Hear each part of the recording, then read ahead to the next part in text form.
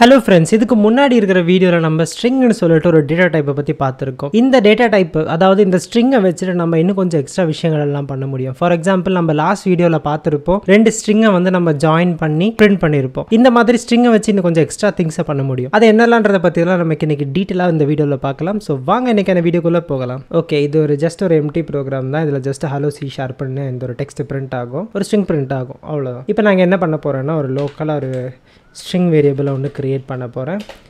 இதுக்கு பேர் வந்துட்டு என்னோடய பேர் நான் கொடுக்க போகிறேன். ஆக்சுவலாக ஃபஸ்ட் நேம் சொல்ல போகிறேன். என்னோடய ஃபர்ஸ்ட் நேம் என்னவோ அதை நான் கொடுக்குறேன். ஓகே, இப்போ ஒரு யூஸ் கேஸ் வருது. அதாவது இந்த ஃபர்ஸ்ட் நேம் சொல்லிட்டு இருக்கிற இந்த வேரியபிளோட லென்த்தை கண்டுபிடிக்கணும்னு வருது. இதுக்குள்ளே இருக்கிற அந்த டெக்ஸ்ட்டோட லென்த் எத்தனை கேரக்டர் இருக்குன்றதோட லென்த் அது எப்படி கண்டுபிடிக்கலான்னு பார்த்தீங்கன்னா, இங்கே அவுட்புட் இடத்துல நான் என்ன பண்ண போகிறேன், ஃபர்ஸ்ட் நேம்னு சொல்லிட்டு அந்த வேரியபிளை கூப்பிட போகிறேன். ஸோ இப்படி நான் போடும்போது என்ன ஆகும், அதுக்குள்ளே என்ன இருக்கோ அது அப்படியே பிரிண்ட் ஆகும். இப்போது இந்த லைன் நான் திருப்பி காப்பி பண்ண போகிறேன். இனி இங்கே வந்துட்டு அந்த வேரியபிள் பேருக்கு அப்புறம் ஒரு டாட் வைக்க போகிறேன். இங்கே லென்த்துன்னு சொல்லிட்டு ஒரு எக்ஸ்டென்ஷன் இருக்குது. இதை கொடுத்தீங்கன்னா நான் அந்த அப்ளிகேஷன் இப்போ ரன் பண்ணி காமிக்கிறேன். ஓகே, இங்கே வந்துட்டு என்னோடய பேர் அப்படியே பிரிண்ட் ஆகிருக்கு. அதுக்கப்புறம் 5ன்னு சொல்லிட்டு பிரிண்ட் ஆகிருக்கு. இது ஏன்னு பார்த்தீங்கன்னா, ஃபர்ஸ்ட் நம்ம என்ன பண்ணியிருக்கோம், நம்மளோட அந்த வேரியபிள் அப்படியே பிரிண்ட் பண்ணுறோம். அதுக்கப்புறம் வேரியபிளோட லென்த்தை பிரிண்ட் பண்ணுறோம். ஸோ என்னோடய பேரோட அந்த லெட்டர்ஸ் இருக்குல்ல, மொத்தம் எத்தனை லெட்டர் இருக்குது இங்கே, 1 2 3 4 5 லெட்டர் இருக்குது. ஸோ அதுதான் அதோட லென்த். ஸோ 5 பிரிண்ட் ஆகிருக்கு. இப்படி தான் நம்ம அந்த ஸ்ட்ரிங் வேரியபிளோட லென்த்தை கண்டுபிடிப்போம். இனி இப்போ இந்த ஸ்ட்ரிங் வேல்யூவை அப்பர் கேஸில் மாற்றலாம், ஃபுல் அப்பர் கேஸில் மாற்றலாம்.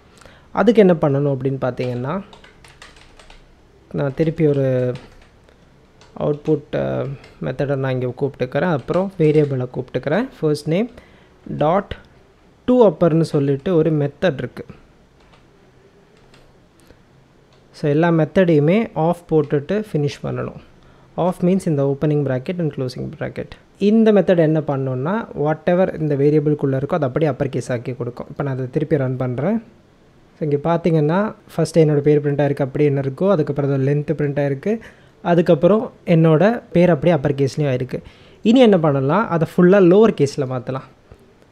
அதுக்கு நான் இதை அப்படியே காப்பி பண்ணிக்கிறேன். இனி இந்த ToUpperக்கு பதிலாக ToLowerன்னு ஒரு மெத்தட் இருக்குது. மெத்தடை நான் ஆஃப் போட்டு ஃபினிஷும் பண்ணுறேன். இந்த ToLower மெத்தடை கூப்பிட்டிங்கன்னா இதுக்குள்ளே என்ன இருக்கோ அது அப்படியே லோவர் கேஸ் ஆக்கி கொடுக்கும். இப்போ நான் திருப்பி இதை ரன் பண்ணுறேன்.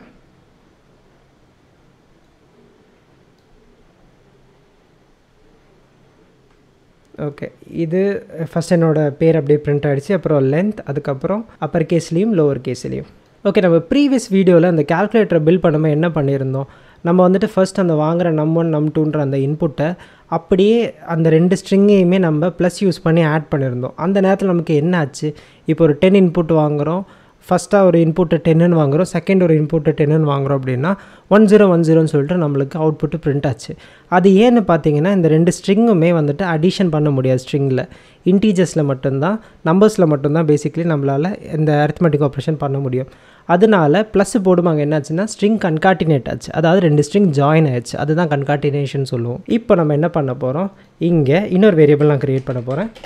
ஸ்ட்ரிங் ஆஃப் லாஸ்ட் நேம் சொல்லிவிட்டு இங்கே என்னோடய இனிஷியல் நான் போட போகிறேன். இப்போ நான் என்ன பண்ண போகிறேன்னா, இது ரெண்டுத்தையுமே கன்காட்டினேட் பண்ண போகிறேன். அதாவது இது ரெண்டுத்தையுமே ஜாயின் பண்ணி அவுட்புட் கொடுக்க போகிறேன். ஸோ இங்கே திருப்பி நான் console.writeLine கொடுக்குறேன். கொடுத்துட்டு இதுக்குள்ளே first name plus last name. இப்போ நான் அந்த அப்ளிகேஷனை ரன் பண்ணுறேன். இப்போ இது ரெண்டுமே கன்காட்டினேட் ஆகி ஒரே இதுவாக நம்மளுக்கு அவுட்புட்டாக பிரிண்ட் ஆகிருக்கு. ஓகே, இது ஒரு வேலை கன்காட்டினேட் பண்ணுறது, அதாவது ரெண்டு ஸ்ட்ரிங்ஸை நம்ம ஜாயின் பண்ணுறது. இதே மாதிரி இன்னொரு வேயும் இருக்குது. திருப்பி நான் console.writeLine போட்டுக்கிறேன். அதுக்கப்புறம் ஸ்ட்ரிங்குன்ற அந்த டேட்டா டைப்போட அந்த பேர் கீவேர்டு நீங்கள் யூஸ் பண்ணுவீங்க இல்லையா, ஸ்ட்ரிங்கை டிக்ளேர் பண்ணுறதுக்கு என்ன டேட்டா டைப்புன்னு சொல்கிறதுக்கு, அந்த கீவேர்டு போட்டுட்டு டாட் வச்சுட்டு கன்காட்டுன்னு நீங்கள் கூப்பிட்ருந்தீங்கன்னா, நீங்கள் அதுக்குள்ளே அது ஒரு மெத்தடு, அதுக்குள்ளே நீங்கள் என்ன பண்ணணும், ஃபஸ்ட்டு எதை வச்சு எது கூட கன்காட் பண்ணணும்னு சொல்லிவிட்டு நீங்கள் பாஸ் பண்ண போதும். ஃபஸ்ட்டு என்ன பண்ணணும், ஃபஸ்ட் நேம் அனுப்பணும். அதுக்கப்புறம் கமா போட்டுட்டு லாஸ்ட் நேம் அனுப்பணும். ஸோ இந்த கோடுமே இங்கே என்ன பண்ணிச்சோ அதே தான் பண்ணும், ஒரு டிஃப்ரென்ஸும் கிடையாது. நான் அதை ரன் பண்ணி காமிக்கிறேன். பார்த்தீங்களா, ஒரு டிஃப்ரென்ஸுமே இல்லை, சேம் தான். பண்ணுறதுக்கு 2 விதம் இருக்குது, அவ்வளோதான். இனி 3வதாக ஒரு விதம் இருக்குது. இதை வந்துட்டு ஸ்ட்ரிங் இன்டர்போலேஷன்னு சொல்லுவோம்.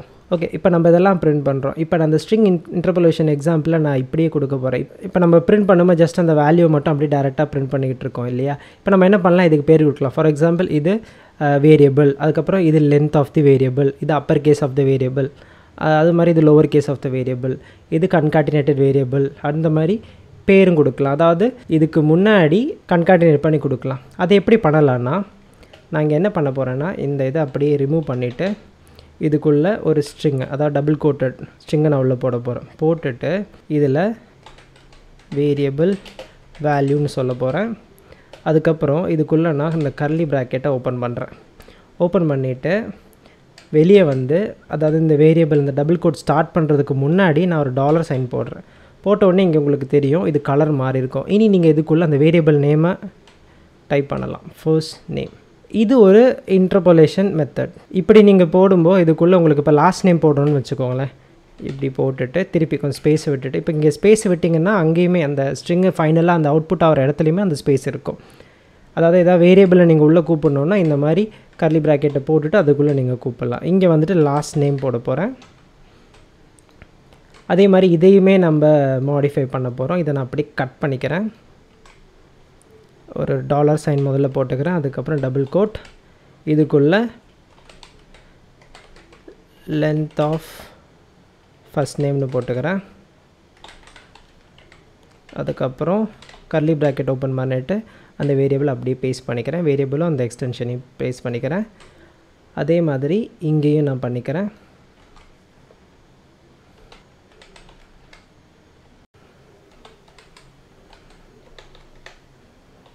Uppercase.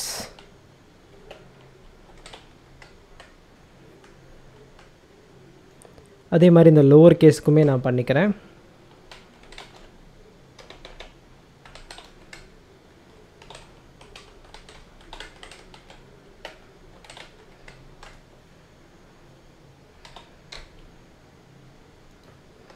இந்த கன்காட்டினேஷன் இப்போ நம்ம எப்படி மாற்றலான்னு பார்த்தீங்கன்னா, இப்போ நம்மளுக்கு பிரிண்ட் ஆகும்போது என்ன ஆகுது, அந்த ஃபர்ஸ்ட் நேமும் லாஸ்ட் நேமும் சேர்ந்து வருது இல்லையா.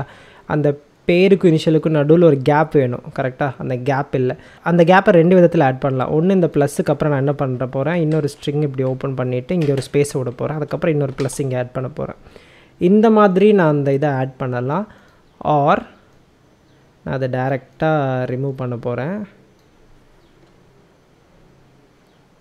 பண்ணிவிட்டு இங்கே மேலே இங்கே நான் பண்ணேன் இல்லையா, first name last name, basically அதை தான் அப்படியே கன்காட்டினேட் ஆகி வருது. இதை நான் அப்படியே காப்பி பண்ண போகிறேன். காப்பி பண்ணி இங்கே அப்படியே போட போகிறேன். இங்கே ஸோ இங்கே நான் வந்து கன்காட்டான வேல்யூன்னு சொல்லிட்டு போடுறேன். ஓகே, இது வேண்டாம், இப்படி ஒரு ஆப்ஷன் இருக்குது, அது தெரிஞ்சுக்கிட்டால் போதும். ஓகே, இப்போ நான் இதை ரன் பண்ணுறேன்.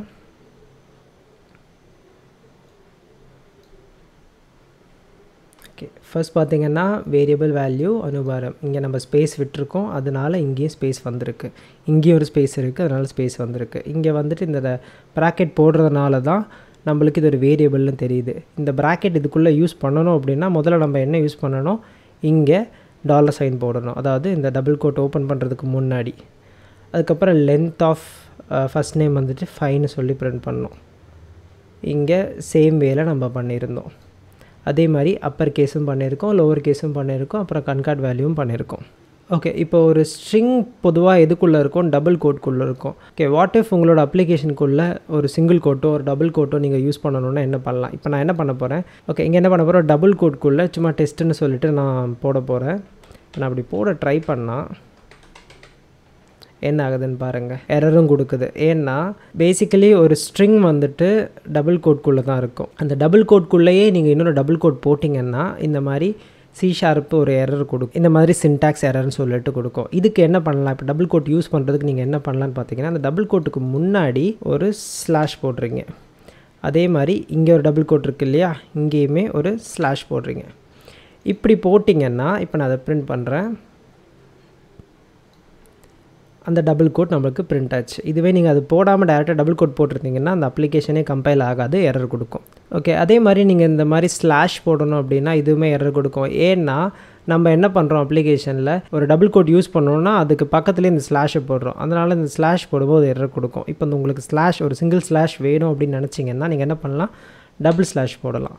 இந்த மாதிரி டபுள் ஸ்லாஷ் போட்டிங்கன்னா அவுட்புட்டில் என்ன வருதுன்றதை நான் காமிக்கிறேன். உங்களுக்கு அப்படியே ஒரு ஸ்லாஷ் வரும். ஓகே, ஸ்ட்ரிங்கில் இந்த மாதிரி உங்களுக்கு இன்னும் நிறைய மெத்தட்ஸ் இருக்குது. நீங்கள் ஏதாச்சும் ஒரு வேரியபிள் போட்டுட்டு நீங்கள் டாட் வச்சிங்கனாலே உங்களுக்கு நிறைய ஆப்ஷன்ஸ் இதில் இருக்குது. இது நீங்கள் என்னெல்லாம் இருக்குன்றதை வந்து நீங்கள் எல்லாத்தையுமே ட்ரை பண்ணி கற்றுக்கலாம். ஸோ இதெல்லாம் தான் பேசிக்காக இருக்கிற ஸ்ட்ரிங்கோட ஆப்ரேஷன்ஸ் அண்ட் மேனிப்புலேஷன்ஸ்.